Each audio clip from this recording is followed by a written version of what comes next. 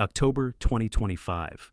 The United States Department of Justice is sitting on a mountain. 3.5 million pages of documents, 2,000 videos, and 180,000 images. The Epstein Files. For 6 years, this archive was the most guarded secret in the world, a digital tomb containing the names of the Epstein class, the global elite who flew on the Lolita Express and visited a private island where the law didn't exist. But as the files begin to trickle out, something is wrong. Whole paragraphs are blacked out. Names are scrubbed. The public is told these redactions are to protect victims. But two men, a Democrat from California and a Republican from Kentucky, don't believe it. February 9th, 2026. Representatives Ro Khanna and Thomas Massie step into a secure Justice Department reading room. No phones, no cameras, no staff. Just 4 clunky computers and a pad for handwritten notes. They are looking for what the DOJ refused to show the world. And within just 2 hours, using nothing but MIT logic and a refusal to look away, they find it. 6 names. Wealthy, powerful men whose identities had been hidden behind bars of digital ink for no apparent legal reason. One is a billionaire retail magnate who built Victoria's Secret. Another is a sultan who controls the world's most vital shipping lanes. And the other 4, they are phantoms, ordinary men accidentally caught in a web of global depravity. How did 2 congressmen crack the DOJ's wall of silence in a single afternoon? What was the torture video mentioned in the unmasked emails? And why were these specific 6 men hidden while others were exposed? This is the story of the reckoning. This is the unmasking of the Epstein class. To understand how the leak happened, you have to understand the room. Under the Epstein Files Transparency Act, the law Ro Khanna and Thomas Massie spearheaded, the Justice Department was legally required to release every unclassified record related to Jeffrey Epstein by December 19, 2025. But when the deadline hit, the DOJ blinked. Deputy Attorney General Todd Blanche announced a staggered rollout, releasing only a fraction of the files. Congress was furious. Lawmakers claimed the DOJ was purposefully muddying the waters to protect their own. Finally, under immense pressure, the Justice Department opened a satellite reading room in Washington, D.C. It was a trap of bureaucracy. Lawmakers were given 24 hours notice. They had to leave their digital lives at the door. No electronic devices. No aids to help them scan millions of pages. Just their own eyes and their own pens. Massie and Khanna sat down at the terminals. The user interface was clunky, designed to make searching as difficult as possible. But Thomas Massie is an MIT-trained engineer. He didn't search for names, he searched for patterns.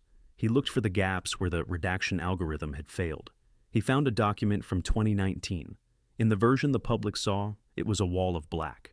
But in the unredacted version, it was a who's who of Epstein's operational core. Massie pointed to the screen. Khanna leaned in. If we found 6 men, they were hiding in 2 hours, Khanna would later tell the House floor. Imagine how many they are covering up for in those 3 million files. The hunt was on. And the first name they unmasked was the man who made Jeffrey Epstein a billionaire. For decades, the world wondered, where did Jeffrey Epstein get his money? He didn't have a Wall Street firm. He didn't have a visible business. He had only one client, Leslie "Liz" Wexner, the 88-year-old founder of L Brands, the retail empire that birthed Victoria's Secret, Abercrombie and Fitch, and Bath & Body Works. Wexner didn't just hire Epstein to manage his money. In 1991, he did something unthinkable for a man of his stature. He gave Jeffrey Epstein full power of attorney over his entire fortune. Epstein could sign Wexner's name, buy Wexner's properties, and hire Wexner's staff with virtually no oversight.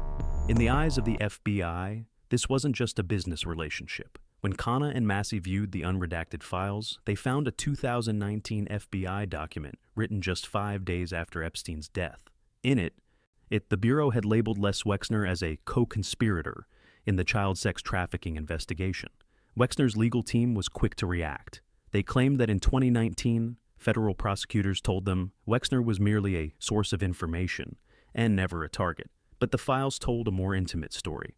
The investigators found a birthday note Wexner had written to Epstein for his 50th birthday. It included a hand-drawn sketch of a woman's breasts. They found evidence of a $100 million repayment from Epstein to Wexner, a sum believed to be only a fraction of what Epstein had siphoned from the billionaire over 2 decades. But most chilling were the statements from the survivors. Maria Farmer, an artist who stayed at Wexner's Ohio estate in 1996, claimed she was sexually assaulted there by Epstein.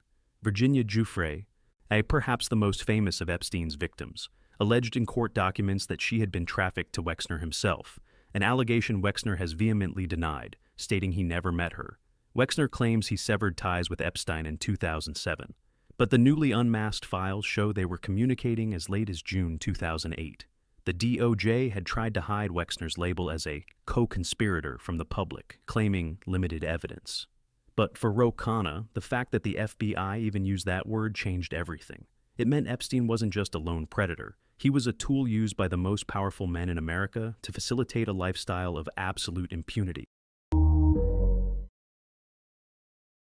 If Les Wexner provided Epstein with the money, the next man provided him with global reach. For years, investigators had seen a mysterious figure referred to simply as the Sultan in Epstein's contact logs. He was a ghost in the machine, appearing 4,700 times in the files. On February 10, 2026, Ro Khanna revealed his identity to the world: Sultan Ahmed bin Sulayem. Sulayem is the chairman and CEO of DP World, a logistics giant that operates ports in 80 countries. He is one of the key architects of modern Dubai, a man whose influence stretches from the Indian Ocean to the London Gateway. But his relationship with Jeffrey Epstein was anything but professional. The most explosive document unmasked by Massey and Khanna was an email from Epstein to the Sultan. It read, "Where are you? Are you okay?" And now I loved the torture video. The internet ignited with speculation. What was the video? Massey and Khanna believed the DOJ confirmed Sulayem was the recipient.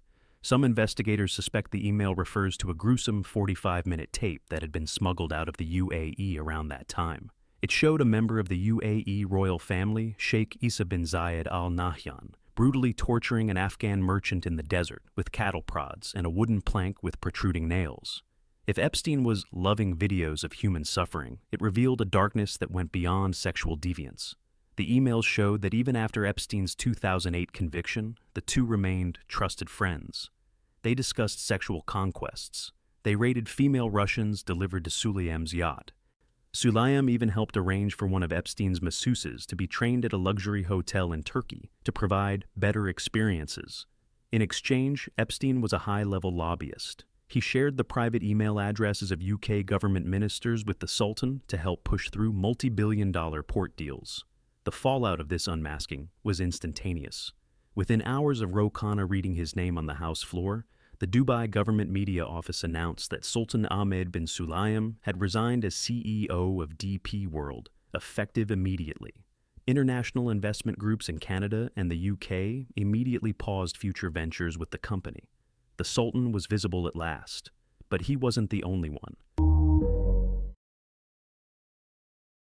While Wexner and Sulayem were the big fish, the other four names Khanna read out tell a stranger, more tragic story. Nicola Caputo, Salvatore Nuara, Zurab Mikaladze, Leonik Leonov. When their names were first read on the House floor, the media scrambled to find their billionaire connections. But they found nothing. Nicola Caputo wasn't the famous Italian politician people assumed he was. Leonid Leonov was just an IT manager in Queens. Salvatore Nuara was so confused he called Ro Khanna's office himself. "I don't know if they know what they are doing over there at the Justice Department," he told reporters. "But how can I clear my name?"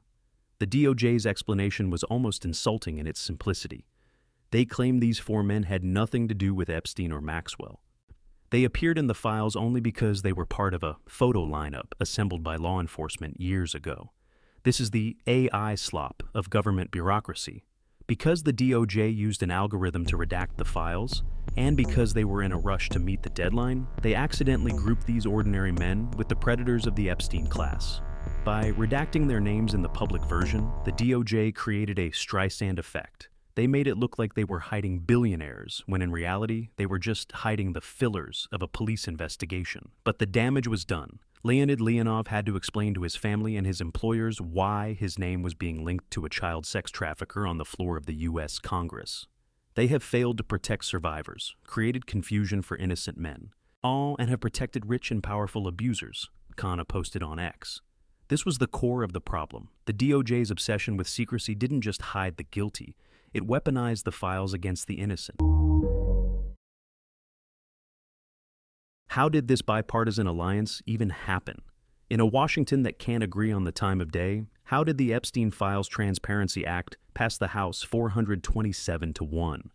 Ro Khanna calls it muscle memory. He and Thomas Massie had been working together for years on other issues, restraining executive war powers and investigating foreign policy.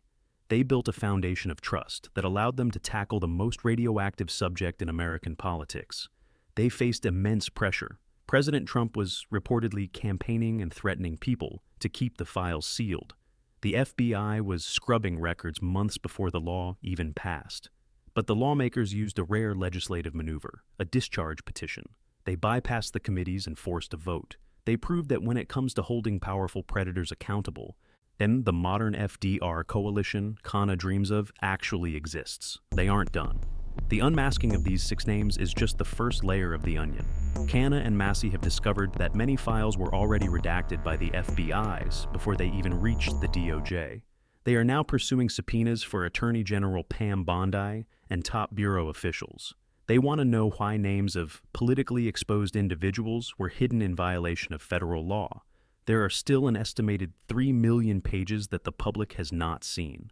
There are names of foreign government officials, prominent U.S. citizens, and corporate titans who are likely incriminated by their inclusion. The fight for the Epstein files isn't just about the past. It's about the future of the American justice system. It's a battle to prove that no amount of money, no level of prestige, and no sultan's control over shipping lanes can buy you immunity from the truth. None of this is designed to be a witch hunt, Ro Khanna told reporters.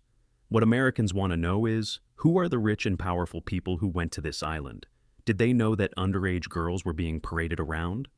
The unmasking of Les Wexner and Sultan bin Sulayem has broken the seal. It has shown the world that the Epstein class is real, and it is still in power. Buildings still bear their names. Corporations still follow their lead. But as we saw with Christopher Cheney and the Hakkarazi, or Kim Dong-chul inside North Korea, the only thing that destroys an invisible empire is visibility. The DOJ's redactions were meant to be a moat, a barrier to protect the status quo. But Ro Khanna and Thomas Massie just built a bridge. Oh, if you want to understand the technical methods these billionaires use to hide their digital footprints, and how you can protect your own, join the waitlist for the Black Archive Academy. Our beginner kit, an OPSEC playbook, will teach you the foundations of digital privacy and hacker psychology used by the world's most elite operatives. The files are 3 million pages deep. We have only just begun to read.